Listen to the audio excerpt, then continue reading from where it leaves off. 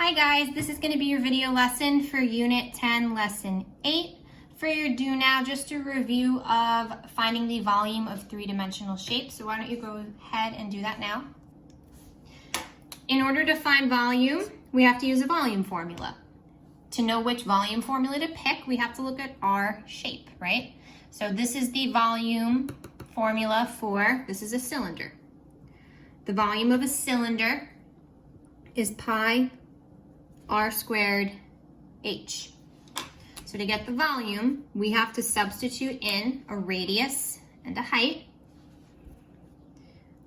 Our radius, according to the picture, is 3, and our height, according to the picture, is 5. Substituting that in,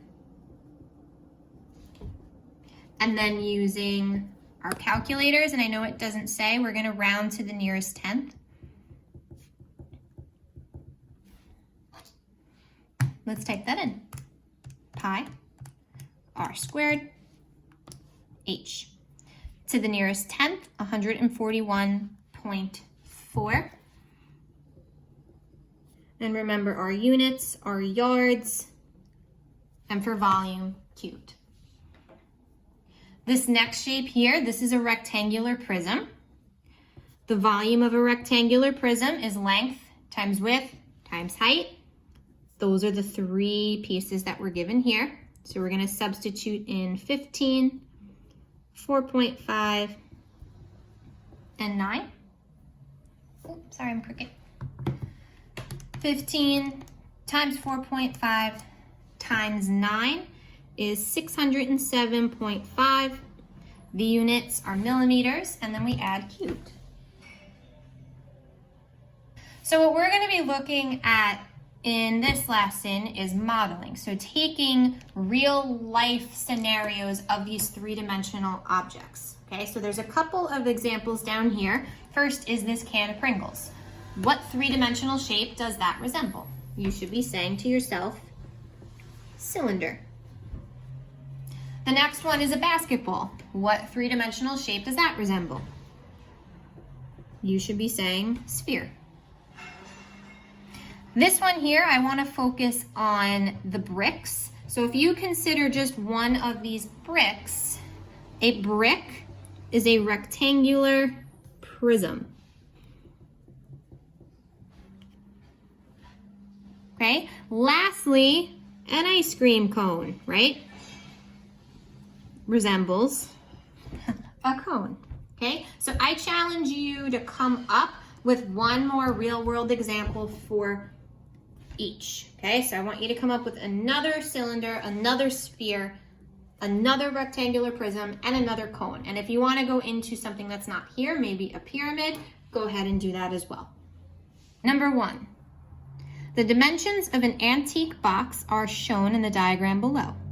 Assuming the box to be a rectangular prism, find the volume of the box in cubic inches. So this is a very straightforward example because it's telling you what shape it is. If it didn't, you would be expected to know that if that top was folded down, this would be a rectangular prism. So in order to find the volume of a rectangular prism, we have to use length times, width, move, no,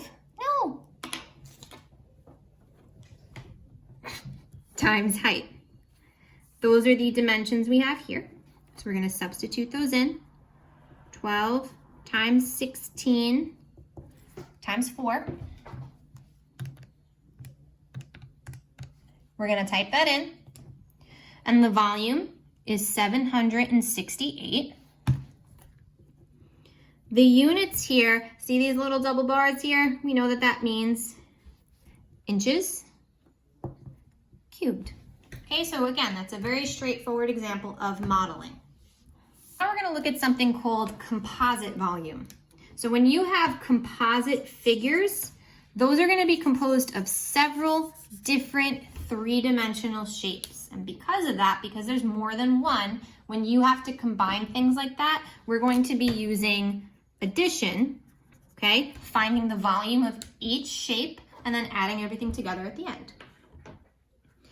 So a very popular example of that is an ice cream cone. An ice cream cone can be modeled with a right circular cone and a hemisphere.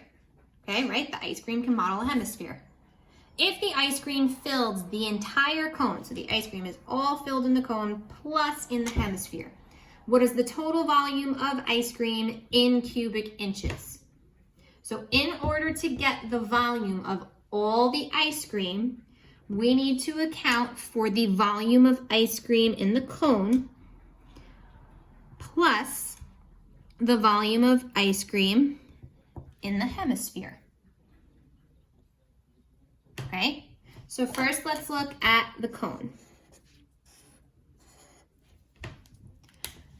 To get the volume of a cone, we're going to use the formula 1/3 pi r squared h. In that cone, it gives us a radius, radius of 1.5, and it gives us a height of 6, right?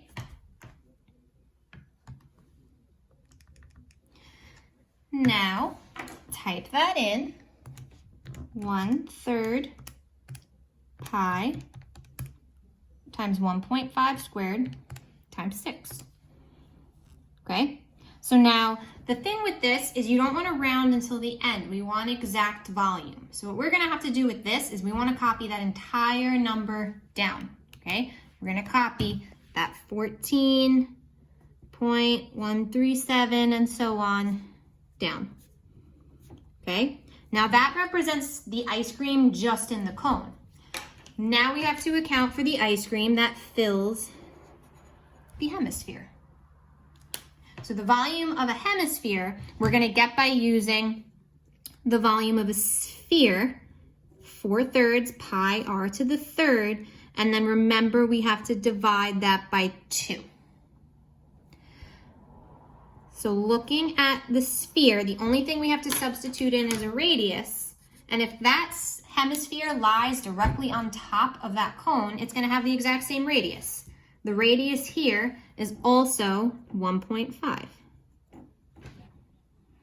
Now we're going to type that in, 4/3 pi times 1.5 to the third. What we have to do with this number, because it's a hemisphere, is divide by 2. So, and if I still had white out,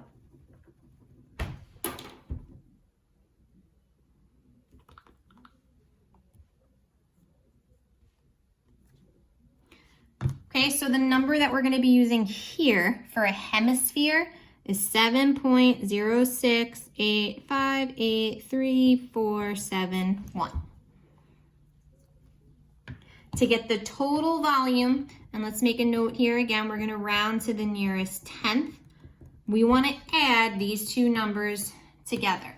So if you're using this calculator, the Calculator X app on your phone should be able to do this as well. If you just go up and copy, like highlight that number, hit plus, and copy that other number. If not, just type it all out.